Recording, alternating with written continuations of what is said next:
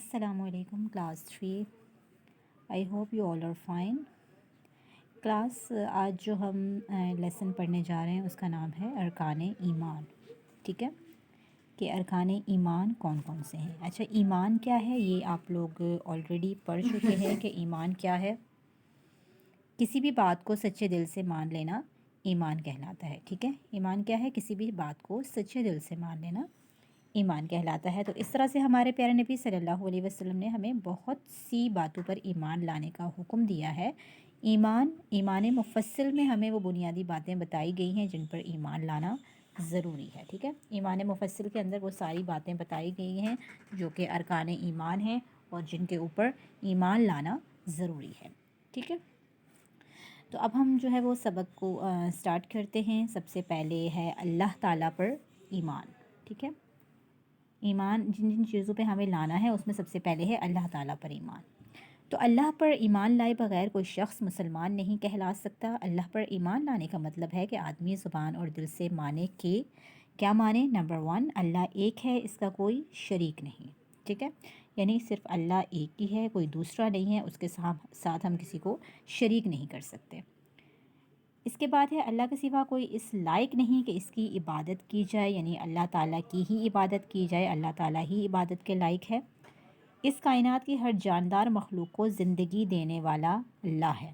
ٹھیک ہے، یعنی ہر ایک چیز جو ہے وہ اللہ تعالیٰ نے بنائی ہے. جتنی بھی جاندار مخلوقات ہیں سب اللہ تعالیٰ نے ہی بنائی ہیں اور سب کو زندگی دینے والا اللہ تعالیٰ ہے. ان ساری باتوں پر ہمارا ایمان ہے. ٹھیک ہے، اس کائنات کا ایک ذرہ بھی اللہ کے علم اور طاقت سے باہر نہیں ہے. ٹھیک ہے، ساری مخلوق اللہ کی محتاج ہے اور وہ کسی کا محتاج نہیں. یعنی ساری مخلوق جو ہے وہ اللہ کی ہی محتاج ہے، اللہ کے ہی مرضی سے وہ سارے کام کر سکتی ہے، لیکن اللہ تعالیٰ جو ہے وہ کسی کا محتاج نہیں ہے. اس کے بعد کیا ہے؟ اللہ تعالیٰ ساری دنیا کا رب، خالق، مالک اور رازق ہے. ٹھیک ہے، یعنی اللہ تعالیٰ جو ہے وہی رب ہے، وہی خالق ہے، وہی مالک ہے اور وہی روزی دینے والا ہے. اللہ ہمیشہ سے ہے اور ہمیشہ رہے گا، اور اللہ جو چاہے اور جیسے چاہے کر سکتا ہے، اسے کوئی روکنے کی طاقت نہیں رکھتا. یعنی یہ ساری وہ چیزیں ہیں جن پر ہمارا ایمان ہے. اب دوسری چیز کیا ہے؟ فرشتوں پر ایمان. ٹھیک ہے، فرشتوں پہ، اللہ تعالیٰ کے جو فرشتے ہیں، یعنی اللہ تعالیٰ نے فرشتے بھی پیدا کیے ہیں، انسان بھی، جن بھی. تو فرشتوں پر ایمان ہونے کا مطلب یہ ہے کہ آدمی یہ مانے کہ فرشتے اللہ کی مخلوق ہیں، اللہ کی مخلوق ہیں. فرشتے نور سے بنائے گئے ہیں اور فرشتے انسانوں سے پہلے پیدا کیے گئے ہیں. ٹھیک ہے، جس طرح سے انسان کو مٹی سے بنایا گیا ہے اس طرح سے فرشتوں کو نور سے بنایا گیا ہے، اور فرشتے جو ہے وہ انسانوں سے پہلے پیدا کیے گئے ہیں. فرشتے کبھی گناہ اور برے کام نہیں کرتے اور ہمیشہ اللہ کے حکم کے مطابق کام بجا لاتے ہیں. ٹھیک ہے، یعنی فرشتے جو ہیں وہ کبھی بھی برا کام ان سے سرزد نہیں ہوتا، کبھی بھی کوئی گناہ نہیں کرتے، بلکہ اللہ تعالیٰ جیسے چاہتا ہے ویسے ہی وہ سارے کام کرتے ہیں. فرشتوں کے ذمہ اللہ نے کام لگا رکھے ہیں. جیسے کچھ فرشتے انسانوں کی حفاظت کرنے کی ذمہ داری ادا کرتے ہیں، یعنی فرشتوں کے ذمہ اللہ تعالیٰ نے ڈیفرنٹ کام لگائے ہیں اور وہ ڈیفرنٹ طرح کی اپنی ذمہ داریاں پوری کر رہے ہیں. فرشتے ہر وقت اللہ کی عبادت اور اللہ کا ذکر کرتے ہیں. ٹھیک ہے، حضرت جبرائیل علیہ السلام فرشتوں کے سردار ہیں. ٹھیک ہے، اس کے بعد ہے کتابوں پر ایمان. اللہ تعالیٰ نے چند رسولوں پر کتابیں نازل فرمائی. ٹھیک ہے، جس طرح سے ہماری آخری کتاب قرآن مجید ہے، اس طرح سے اس سے پہلے بھی رسولوں پر اللہ تعالیٰ نے کتابیں نازل فرمائی. ان کتابوں میں اللہ کی طرف سے انسانوں کے لیے اچھی اور درست زندگی گزارنے کے لیے ہدایات اور طریقے بیان کیے گئے. یہ یاد رکھنا چاہیے کہ قرآن مجید اللہ تعالیٰ کی طرف سے آنے والی آخری کتاب ہے اور اس کے بعد کوئی کتاب نہیں آئی. یعنی اس بات پہ ہمارا ایمان ہونا چاہیے کہ قرآن مجید اللہ تعالیٰ کی طرف سے آنے والی آخری کتاب ہے.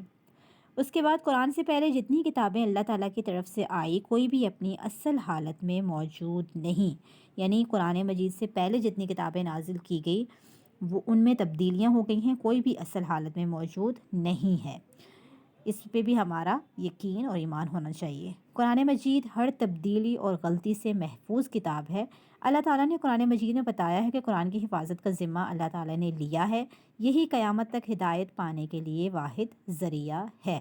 ٹھیک ہے، یعنی قرآن مجید میں کوئی تبدیلی نہیں ہو سکتی کیونکہ قرآن مجید کی حفاظت کا ذمہ خود اللہ تعالیٰ نے لیا ہے، اور یہی کتاب ہے ہمارے لیے جو کہ قیامت تک ہمارے لیے ہدایت پانے کا ایک واحد ذریعہ ہے.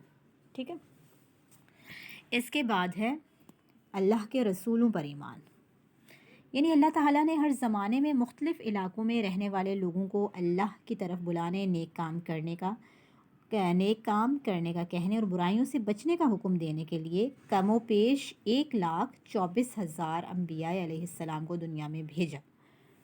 ٹھیک ہے، یعنی ہر زمانے میں مختلف انبیاء کو اللہ تعالیٰ بھیجتے تھے جو کہ لوگوں کی ہدایت اور رہنمائی کے لیے بھیجے جاتے تھے. ٹھیک ہے، رسولوں پر اللہ تعالیٰ کی طرف سے رہنمائی وحی کے ذریعے ملتی ہے. رسولوں پر ایمان لانے کا مطلب یہ ہے کہ یہ ماننا، یعنی رسولوں پر ایمان لانے کا مطلب یہ ہے کہ ہمارا اس بات پر ایمان ہونا چاہیے کہ اللہ تعالیٰ نے حضرت آدم علیہ السلام جو سب سے پہلے نبی تھے سے لے کر حضرت محمد صلی اللہ علیہ وسلم تک جتنے نبی بھیجے سب سچے تھے. ٹھیک ہے، اور اس کے بعد دوسری بات کہ حضرت محمد صلی اللہ علیہ وسلم اللہ تعالیٰ کے آخری نبی ہیں، اس لیے آپ صلی اللہ علیہ وسلم خاتم النبیین ہیں. ٹھیک ہے، آپ پوری دنیا کے ہر انسان کے نبی ہیں. اور یہودی حضرت موسیٰ علیہ السلام کو مانتے ہیں، جبکہ عیسائی حضرت عیسیٰ علیہ السلام پر ایمان رکھتے ہیں. لیکن مسلمان سب نبیوں کو مانتے ہیں. تمام نبی انسان تھے، تمام نبیوں کی دعوت ایک تھی اور صرف ایک اللہ کی عبادت کرو، انسانوں پر ظلم نہ کرو اور ہر برائی سے بچو. یعنی مسلمان جو ہیں وہ تمام نبیوں پر ایمان رکھتے ہیں. اللہ تعالیٰ نے جتنے نبی بھیجے حضرت آدم علیہ السلام سے لے کر حضرت محمد صلی اللہ علیہ وسلم پر سب پر ایمان لانا ضروری ہے. اس کے بعد ہے تقدیر پر ایمان. ٹھیک ہے، تقدیر یعنی قسمت. تقدیر پر ایمان کا مطلب یہ ہے کہ اللہ تعالیٰ کی مرضی کے علاوہ دنیا میں کچھ نہیں ہو سکتا. اس کے حکم سے ہی اس دنیا کا نظام چلتا ہے. انسانوں کے نفع اور نقصان کا مالک بھی اللہ تعالیٰ ہے. اللہ تعالیٰ اس دنیا کے ایک ایک ذرے کا علم رکھتا ہے اور جو کچھ ہو رہا ہے یا آئندہ ہوگا سب علم رکھتا ہے. ٹھیک ہے، یعنی اللہ تعالیٰ کی مرضی سے ہی دنیا میں سارے کام ہوتے ہیں اور اللہ تعالیٰ ہی ہر چیز کا مالک و خالق ہے. اور اللہ تعالیٰ جو کچھ ہو رہا ہے یا آئندہ جو کچھ ہوگا سب کا علم رکھتا ہے. اس بات پر بھی ایمان لانا ہے. ٹھیک ہے، ضروری ہے. اس کے بعد ہے آخرت کے دن پر ایمان. تو آخرت پر ایمان رکھنے کا مطلب یہ ہے کہ یہ کائنات جو ہے وہ ایک دن ختم کر دی جائے گی اور اس دن کو قیامت کا دن کہا جاتا ہے. اس بات پر ایمان لانا ضروری ہے کہ ایک دن یہ دنیا جو ہے اللہ تعالیٰ نے بنائی ہے، ایک ایسا دن آئے گا جس دن یہ دنیا ختم کر دی جائے گی. قیامت کا دن ایسا ہوگا کہ اس دن یہ زمین، آسمان، چاند، سورج اور ستارے سب کچھ ختم کر دیے جائیں گے. کوئی جاندار زندہ نہیں رہے گا، ہر چیز کو ختم کر دیا جائے گا. تمام انسانوں کو موت آ جائے گی اور موت کے بعد تمام انسان دوبارہ زندہ کیے جائیں گے تاکہ ان سے اچھے اور برے کاموں کا حساب لیا جا سکے. یعنی دنیا میں انسان نے جو بھی کام کیے ہیں آخرت کے دن ان سب کا حساب لیا جائے گا. سب انسانوں کو حساب کے لیے جمع کیا جائے گا. اگر کسی انسان کے نیک اعمال زیادہ ہوئے تو اللہ تعالیٰ اسے جنت عطا کریں گے، اور وہ لوگ جنہوں نے زندگی برے کاموں میں گزار دی وہ جہنم میں جائیں گے. ٹھیک ہے، جنت میں داخل ہونے کے لیے مسلمان ہونا ضروری ہے. غیر مسلم کو جنت میں داخل ہونے کی نعمت نہیں ملے گی. ٹھیک ہے، تو ان تمام باتوں پر بھی ہمارا ایمان ہونا ضروری ہے. تو ارکان ایمان جو ہیں، سب سے پہلا کیا ہے؟ اللہ پر ایمان، فرشتوں پر ایمان، کتابوں پر ایمان اور رسولوں پر ایمان، تقدیر پر ایمان اور آخرت کے دن پر ایمان. ٹھیک ہے، تو یہ تھا آج کا ہمارا چیپٹر. وائنڈ اپ کرتے ہیں، پھر انشاءاللہ نیکسٹ چیپٹر کے ساتھ کنٹینیو کریں گے. اللہ حافظ، ٹیک کیئر، جزاک اللہ.